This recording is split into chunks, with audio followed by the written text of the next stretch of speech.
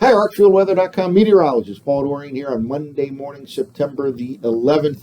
Still monitoring closely Hurricane Lee. It is a Category 3 major hurricane this morning, moving very, very slowly compared to last week. We talked about the likelihood for it to slow down. Indeed, it's only moving at 7 miles per hour this morning, generally in a west-northwest direction.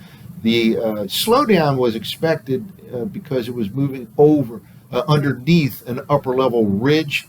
Wind field is quite light and weak above the system this morning, and it continues again to move on that slow path to the west northwest. However, we talked about a turn coming, and indeed it still looks like a turn to the north will come over the next few days, and that should bring it to the west of Bermuda, and it certainly can have an impact on eastern New England by the upcoming weekend or during the early part of the upcoming weekend. It's still not 100% sure if it makes a direct impact or just a kind of brushes eastern New England, but certainly this system continues to be closely monitored, and especially if you're a resident along the eastern New England coastline, pay particular attention over the next few days.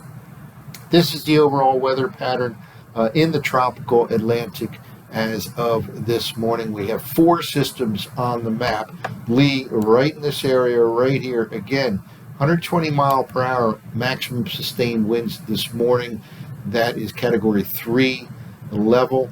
It rapidly intensified late last week into a Category 5, and then rapidly a week and back down to a Category 3, kind of fluctuating over the past weekend, but now remains a major hurricane this morning and should so over the next few days. Now, here is Bermuda, by the way, this little dot right here, and it looks like this will continue in general, and we'll look at NOAA's track in a moment here, general west-northwest track for the next couple of days, and then it takes a turn to the north on the western side of Bermuda, and again, by late in the week or early this weekend, it could have an impact right here on the eastern part of New England. Still too early to say if it actually has a direct impact or kind of a brushing of eastern New England, and certainly Nova Scotia and the rest of the Canadian maritime provinces are in line to have some kind of an impact by Hurricane Lee. Now, it is still over very warm waters, and we'll take a look at this in a moment,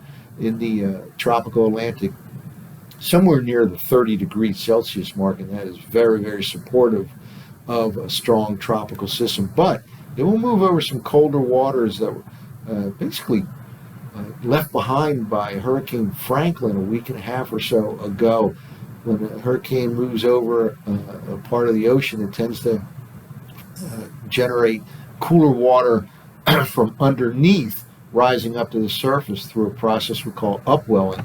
And indeed, Hurricane Franklin left cooler than normal waters in this part of the Atlantic Ocean. So again, Lee over 30 degree water right now, and by the time it reaches this part of the Atlantic, it will be over maybe 25 degree Celsius waters of the Atlantic. Doesn't mean it can't have a big impact on New England. It certainly still can, but it should be a little bit less supportive and a little bit of a weakening as it moves over those colder and colder waters. Now, the rest of the Atlantic, quite important to look at as well. Margot, unlikely to cause any issues near land for a long time, if ever.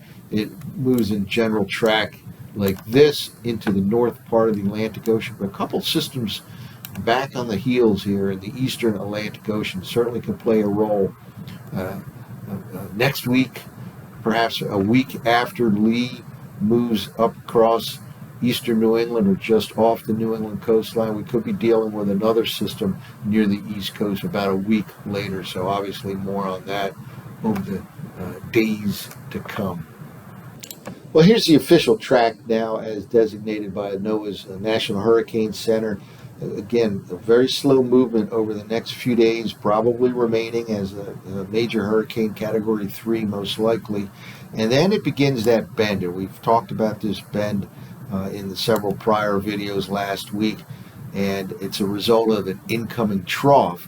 Then it turns to the north, and here's Bermuda. It pulls to the west of Bermuda, starts to weaken from a major hurricane to a Category 2 or 1 as it moves over some cooler waters of the western Atlantic, and then could have an impact right in this area over by the end of the week or the upcoming week, and it's certainly likely to have an impact on Nova Scotia and the rest of the Canadian maritime provinces. Now, whether it makes it kind of a direct impact somewhere along this coastline or a more of a brushing type of impact still cannot be set definitively here over the next few days. It's going to be a close call in either case, and the reason this system will not just turn and go to the North Atlantic is because of that strong upper level ridge that we've been talking about that will form over southeastern Canada, the northwestern part of the Atlantic, that will keep it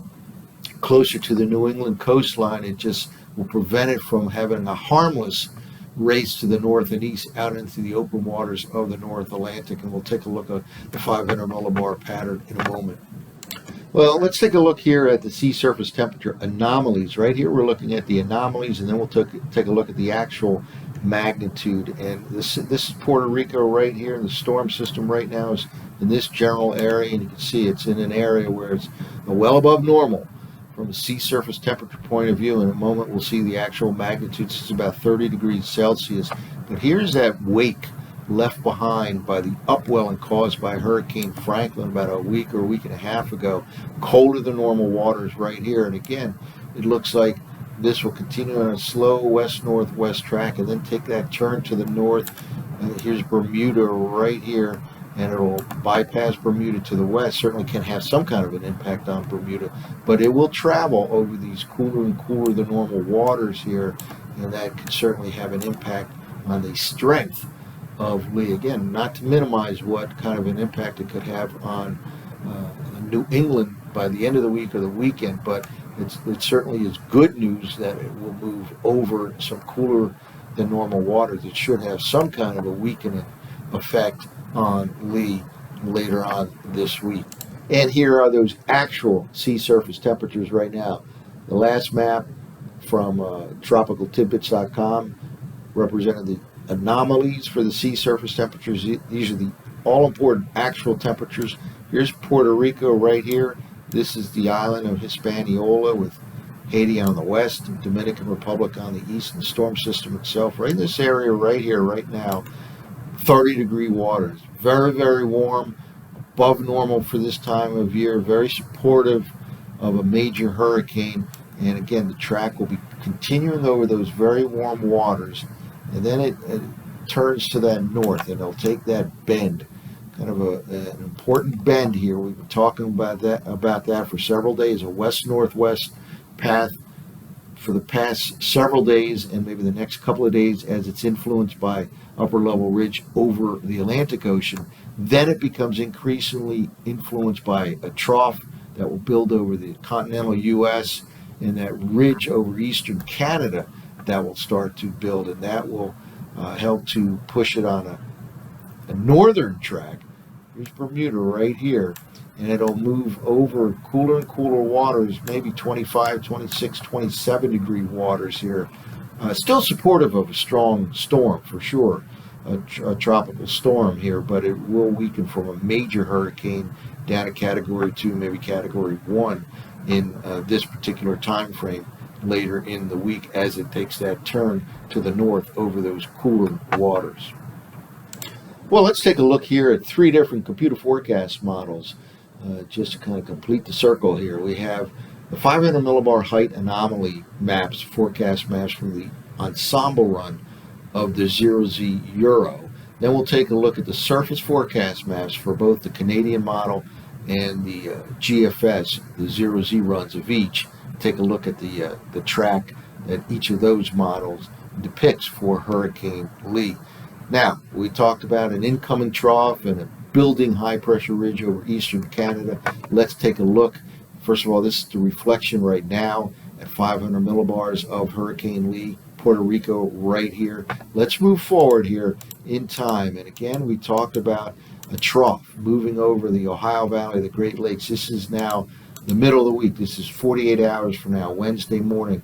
And it is this trough that will start to have an influence on the path of Lee. Again, it's been in a west-northwest direction for the past several days, maybe the next couple of days, but by the middle of the week, this trough will help to start to turn it to the north. And notice this orange up here over Newfoundland, the Canadian Maritime provinces. That it becomes a key play. You see right here, by the time we get to the latter part of the week, this is now Thursday, we have this strong ridge up here, strong trough over the Ohio Valley, and here comes Lee. This is now by Thursday. By the way, that little dot there, that's Bermuda. Let's keep moving forward. And this upper level ridge over northwestern Canada is tending to prevent it from just taking a harmless track out to the northern Atlantic. We'll go a little bit farther out in time, and again, you have this important upper level ridge over the northwest Atlantic kind of inhibiting or preventing this system from moving northeast, and that is why there's a big concern across New England here for some kind of an impact late this week or this weekend. Either potentially still on the table, a direct impact, or a brushing, but still an impact by the weekend. Let's move forward here. Here we go, 500 millibars by the middle of the upcoming weekend. Here is the reflection of Lee at that upper level height of 500 millibars. Again, strong ridging here over eastern Canada will increase chances of an impact on New England by the end of the week into the upcoming weekend, and certainly also the Canadian Maritime provinces will go all the way out to Sunday morning, and it tends to kind of get captured by this upper level trough sitting over the Ohio Valley, and in this particular case perhaps makes a direct impact on the southeastern part of Maine. Whether or not that happens or not, still eastern New England has to stay on guard closely over the next few days to monitor Hurricane Lee. And by the way, for the rest of the East Coast, certainly Lee will have an impact in terms of rough surf up and down the East Coast over the next few days. So even though it's not likely to make any kind of a direct impact, let's say in the southern Mid-Atlantic or farther south, very likely to have some rough surf up and down the entire East Coast by the midweek and certainly later on in this week. This is where we begin on Monday morning. We're now looking at the surface forecast maps from the operational version of the Canadian model last night. Let's just move forward here and track the movement here of Lee. It'll start to show. Oh, let me get back to the beginning here. Let me start back in the beginning here. And let's try this again. And here's Lee way down here in the lower right part of the map right here. Now let's move forward here. Very unsettled conditions, by the way, over the next couple of days, continuing the Mid-Atlantic to Northeast U.S. And here we go with the Canadian model. Here's Bermuda right here, this little dot right here. And there's the system by Thursday on the Canadian model. And it takes that turn to the north, even slightly to the north-northeast, and then starts to back a little bit to the northwest. And you notice that. Let's backtrack a little bit. Notice how it actually pushes to the northeast and then starts to turn to the northwest, and that's all as a result of that strong ridge over eastern Canada. Now, in this particular case, it does not have a direct impact on Cape Cod, but it comes awfully close to its eastern part of Maine, but it just stays a little bit to the east in terms of a direct impact. But indirect impact can still be quite significant here across eastern New England. It's still a very strong storm system, maybe post-tropical at some point in time, but regardless, certainly eastern New England and Nova Scotia have to continue to monitor this situation. Here we go all the way into the end of the upcoming weekend, and here it is, right over Nova Scotia by next Sunday morning. Now let's take a look at the 0Z run of the GFS, and we'll see it's slightly different than the Canadian model, but in general, over the next few days, it continues on that west-northwest track, and then it takes that bend to the north, a turn to the north, and here we go to the west of Bermuda, which is right there. This is by early Friday morning, and here we go. This is the 0Z run, and very, very impactful system potentially for eastern New England. Now here we go. By Friday morning, it's starting to head to the north, and then notice it took that a little jog to the northwest. And again, that's because of the influence of that strong upper level ridge that is pretty certain to develop and intensify late this week over eastern Canada, the northwest Atlantic. Then we move a little bit farther in time, and this has a very close landfall to Cape Cod, let's say, by the end of the week, early part of the weekend. It's not quite there, but it's certainly on the table close enough that it is suggesting the landfall crossing over Cape Cod is still certainly on the table. And here we go, eastern New England. Very impactful storm here by the end of the week, early part of the upcoming weekend. And here we go. Then it moves right along the Maine coastline. And here's Nova Scotia right here by next Sunday morning. So certainly all residents in New England have to pay particular attention to this system over the next few days, especially eastern New England. Up and down the eastern seaboard, there will be rough surf developing by the midweek and certainly for the late week and into the upcoming weekend. The system looks like it'll continue on a slow west-northwest track over the next couple of days, then become increasingly influenced by that trough building over the continental U.S.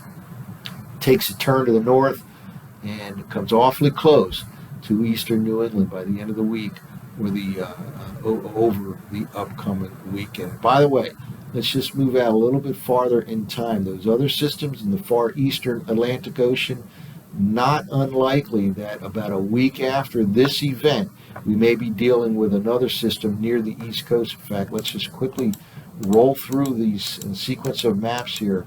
And again, about a week later, GFS has been hinting at this, and it certainly is on the table that there may be another system to worry about along the East Coast. We're all the way out to September 23rd. This is not an unreasonable forecast, even though it's way out in time.